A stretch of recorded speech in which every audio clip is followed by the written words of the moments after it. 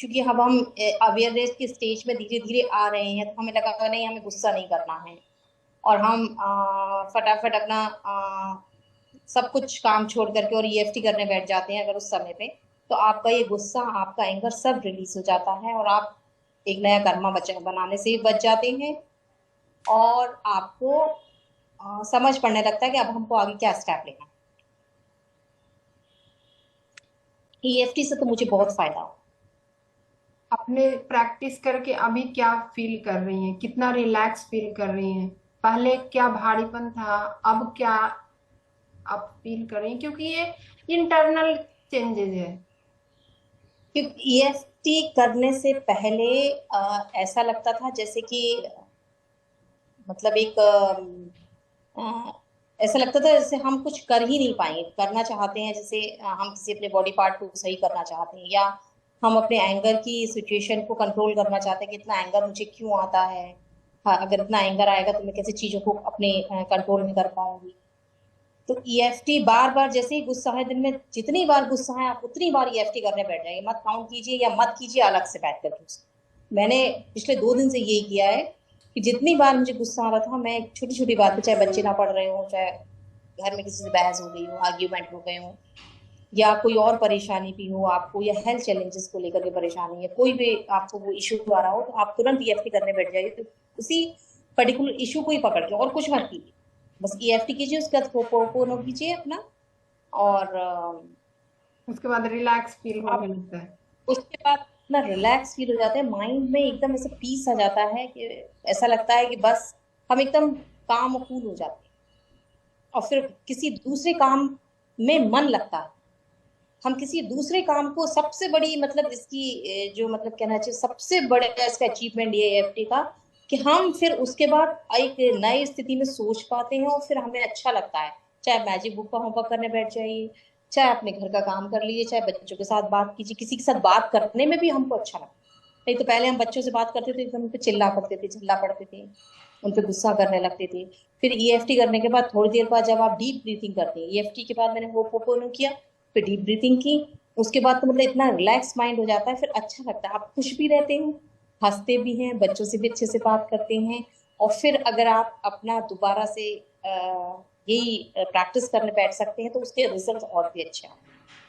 सबसे ज्यादा मेडिटेशन के रिजल्ट बहुत अच्छे हैं। हाँ, क्योंकि इसके क्या होता है जब हम गुस्से में होते हैं तो हमें ग्रैटिट्यूड लिखने में भी मजा नहीं आता है। बोला तो जा रहा है जी, कि ग्रैटिट्यूड लिखो, लेकिन मजा ही नहीं आता उसमें जब तक हम फीलिंग्स। रिलीज नहीं करते हैं। हाँ, इसके बाद आप कम से कम खुशी में तो आ जाते हैं, जॉय में आ जाते हैं, तो फिर आप थोड़ी बहुत फीलिंग्स भी अंदर से अपनी डेवलप कर पाते हैं।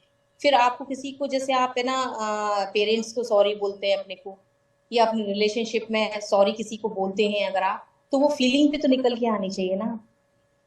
बिल्कुल वो बिल्कुल। सबसे ज्यादा, ये चीज सबसे ज्यादा इफेक्टिव है, मेरे को तो बहुत इफेक्टिव थैंक यू मैम, आपने है। प्रैक्टिस किया इसलिए आपको रिजल्ट मिल रहा है। देखिए, ये ऐसी चीज है कि जब तक लोग प्रैक्टिस नहीं करें, क्योंकि ये बाहर किसी को नहीं दिखना है, ये दिखेगा तो हमारे अंदर ही दिखेगा। तो इंटरनल चेंजेस है, तो हम प्रैक्टिस करेंगे तभी उसका एक्सपीरियंस ले पाएंगे। सबसे चीज है प्रैक्टिस। और जितना प्रैक्टिस करेंगे उतना ज्यादा हम प्योर होते चले जाएंगे, उतना ज्यादा हम यूनिवर्स के साथ कनेक्टेड होते चले जाएंगे। और सबसे बड़ी बात है अपना कनेक्टिव है, प्रैक्टिस का वीडियो है क्या? सबसे ज्यादा, मैम, इसके सबसे ज्यादा थैंक यू स्नेहा मैम, आपने बहुत अच्छे सिखाया, और बहुत बार सिखाया, हमने जितनी बार भी आपसे पूछा आपने करवाया। Thank you ma'am.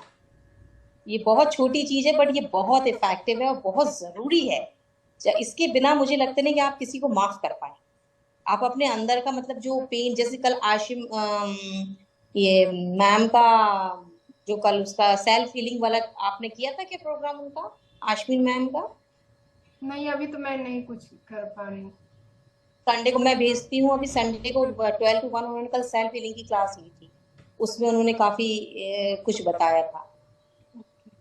तो मतलब जब तक आप अपनी सेल्फ हीलिंग नहीं कर पाएंगे, जब तक आप अपने अंदर अंदर का ये सारा छोटी छोटी चीजों को कंट्रोल नहीं करेंगे, नहीं कर कंट्रोल पाए। क्या मतलब उसको चीज नहीं करेंगे, तो इसलिए और यहाँ पे रूट काउज जो आपको नहीं पता था, जैसे सबको जो भी मेरे सेशन में आए किन्हीं को लग ही नहीं रहा था कि हमको फादर को फॉरगिव करना है, लेकिन यहाँ सेशन में आने के बाद जो मैंने समझाया तब सबको पता चला कि हाँ सच में ऐसा कुछ है। तो हम जो जहां से जो हम करना चाहिए था वहां से स्टार्ट ही नहीं कर रहे थे, है कि नहीं बसंती? चलिए अब अनम्यूट हो जाइए। हाँ, आपने बहुत बहुत अच्छे से EFT और बहुत अच्छे से ओपन को पूरा क्लियर, मतलब कुछ से भी अब हम कर सकते, इतने अच्छे से समझा दिया। थैंक यू सो मच, आप बहुत बहुत अच्छा समझाते हैं। थैंक यू आप सबके लिए, क्योंकि जब तक आप आगे नहीं आते, मुझे आप मौका नहीं देते। देखिए बहुत सारी स्टूडेंट आती हैं जो नहीं समझती कितनी आई और कितनी गई, ठीक है, लेकिन आप लोगों ने समझा, मेरे पे भरोसा किया और प्रैक्टिस किया, तो ये क्रेडिट आप लोगों का जाता है कि आपने उस चीज को समझा। और मैं अप्रिशिएट करती हूँ कि आप सब ने प्रैक्टिस किया, और मैं चाहती हूँ कि आप आगे भी आगे आइए और लोगों को मदद करिए।